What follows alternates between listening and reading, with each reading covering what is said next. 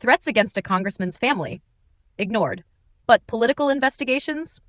Full speed ahead. That's the backdrop as Attorney General Pam Bondi walks into Congress. And almost immediately, this hearing turns into straight fire. In one explosive moment, Congressman Eric Swalwell lays out documented threats against his family. Not speculation, not exaggeration. Documented threats. And he asks the Justice Department for help. And what happens next? Let's just say this was not a calm exchange. It was the beginning of a brutal clash. Madam Attorney General, you acknowledged earlier to Mr. Johnson that President Trump was mentioned and the release countless times, you said, in the Epstein files. I just want to play a video, though, for you that I think speaks to the frustration that many of these victims have. Of times Trump's name appears in the files, so it could at least be 1,000 times. Is that right?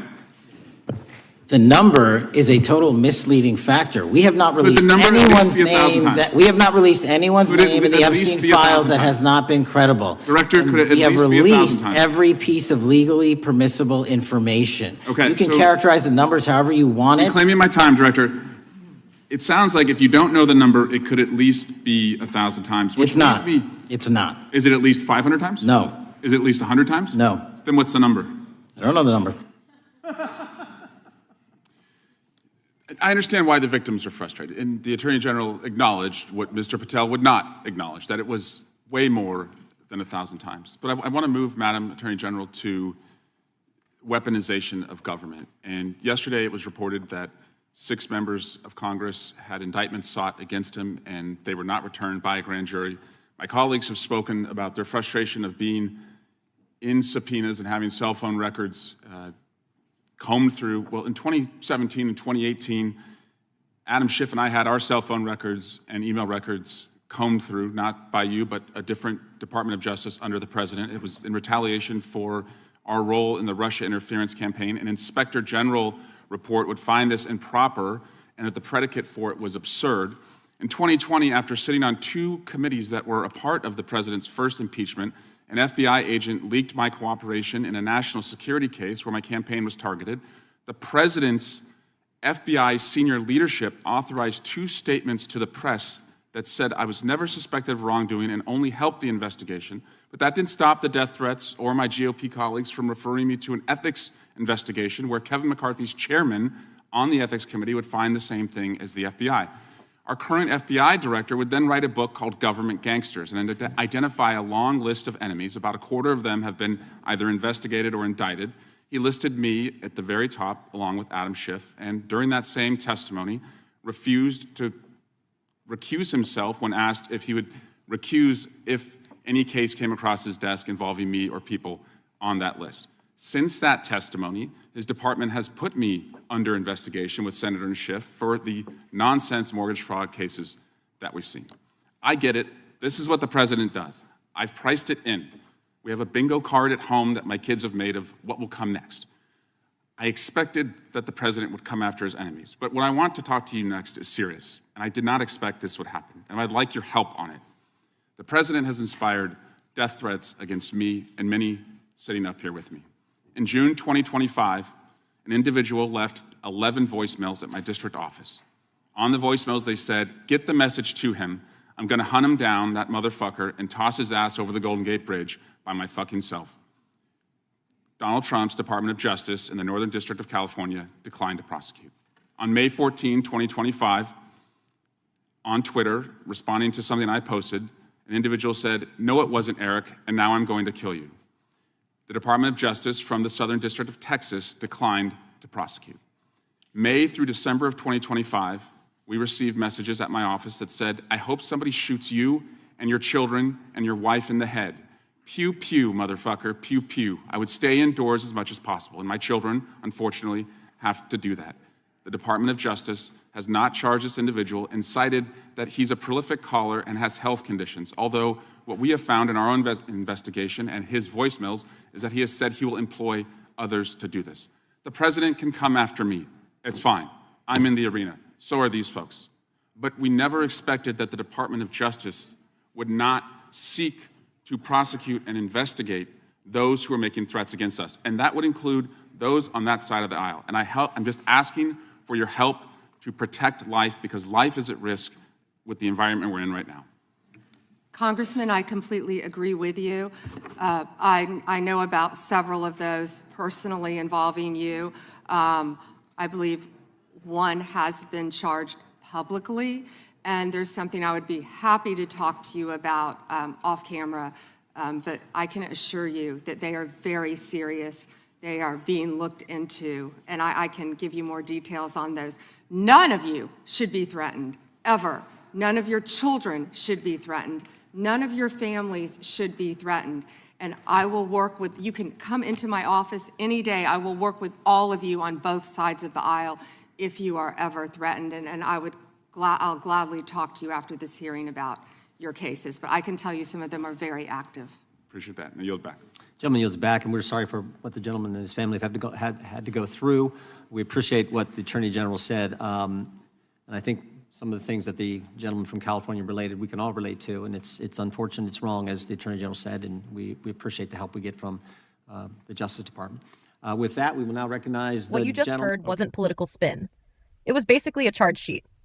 Senator Patty Murray comes prepared. Specific laws, specific decisions, specific consequences. When she says Rubio impounded billions of dollars that Congress had already approved, here's what that actually means. The administration refused to release money it was legally required to spend. That's not a policy disagreement. That's not different priorities. That is potentially illegal under federal law, including the Impoundment Control Act. Presidents do not get to veto spending after Congress has already passed it. That's not how the Constitution works. And courts have ruled on this repeatedly, including rulings against the Trump administration on similar issues. This is where Rubio's defense starts to unravel. He didn't just stumble into this job. He spent years in Congress. He knows exactly how appropriations work. He knows Congress controls the purse. So when USAID staff are suddenly locked out of their systems, when offices shut down, when projects stop overnight, that's not confusion. That's not bureaucratic chaos. That's a deliberate decision. And Murray doesn't stop there. She brings it home. American companies completed contracted work and then didn't get paid. Workers lost their jobs. Businesses had to lay people off. That's not abstract foreign aid politics. That's Americans paying the price for political games. Then comes the Supreme Court issue. And this is where things get even more intense. Murray reminds Rubio, the administration lost in court. They were ordered to pay. And yet, payments still aren't fully made. That matters, because when Rubio later says, we've done nothing illegal, that claim starts sounding shaky. If the highest court in the country orders you to pay and you delay or half comply, your argument about legality starts to fall apart. Let me ask you something. If you ignored a Supreme Court ruling in your own life, how long do you think it would take before consequences hit? Exactly. Throughout this exchange, Rubio keeps dodging direct answers. He talks about hundreds of briefings. But briefings aren't documents. Briefings aren't transparency. Oversight doesn't run on vibes. It runs on records. Watch how many times Murray asks a simple yes or no question and never gets one. Will you share the El Salvador agreement details? He reframes. Will you provide funding specifics? He says the country can spend the money however they want. And that right there is why Congress wants the documents. Taxpayer money does not stop being accountable just because it crosses a border. But Rubio never clearly commits to handing anything over. He keeps talking, expanding, redirecting, until time runs out. That's not strength. That's running out the clock. His El Salvador explanation? Especially weak. He argues that once law enforcement assistance is provided, how it's used isn't our problem. But that's not how congressional oversight works. If U.S. funds are connected to detention, incarceration, or deportation policies, Congress absolutely has the right to know the terms. Pretending otherwise doesn't make it true.